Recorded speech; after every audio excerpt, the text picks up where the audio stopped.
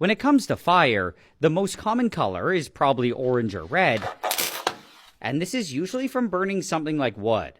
What I've always found interesting, though, was how many other colors are possible, and it can really depend on what's burning. For example, if I add a solution of boric acid and methanol and light it on fire, I get a really nice green color. I can also throw some aluminum into an acidic copper solution and get a blue flame. What I think is even cooler, though, is what happens when I burn nitromethane. It actually doesn't burn on its own, and I have to give it a boost with some methanol. Now when I try it, I get a flame that has almost no color.